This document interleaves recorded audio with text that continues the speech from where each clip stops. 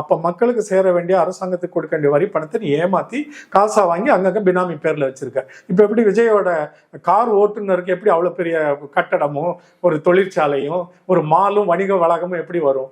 அப்பவே இந்த இளைஞர்கள் உடனே யோசிக்கணும்ல, நம்ம தலைவர் தான் நமக்கு பிடிக்குது, ஆனால் இவர் அவங்கள ஊழல்ன்றாரு, டிரைவர் பேர்ல போய் இவ்வளவு சொத்து வச்சிருக்காரு, புஷியானந்த் பேர்ல இவ்வளவு சொத்து இருக்குது, அவங்க இந்த ட்ரிஷாமா பேர்ல, அவங்களோட வார்த்தையில தலைவி ட்ரிஷா கிட்ட தலைவினே சொல்ல ஆரம்பிச்சிட்டாங்க கட்சி. ஆமா, அன்னைக்கு வாக்களிக்க வராங்க, அருவருப்பா ஒரு சத்தம் கேட்குது, என்னன்னு பார்த்தா தலைவின்னு தாவேக்கா கத்துறாங்க. இதை அடுத்த பாயிண்டா வச்சுக்குவோம். இப்ப ஊழல் பத்தி பேசுறோம்.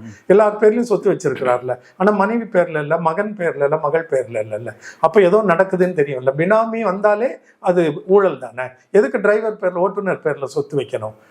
கருப்பு பணம் வாங்கி சம்பாதித்தது, வரி ஏய்ப்பு அரசாங்கத்துக்கு செய்தது, அதை மக்களிடம் மறைத்து விட்டு நான் தூயவன் என்றும் மற்ற கட்சிகளை ஊழல்வாதி என்று சொல்லும் பொழுதும் இவர் பொய்காரன்றதையும் நம்ம விளங்கிக்கணும்.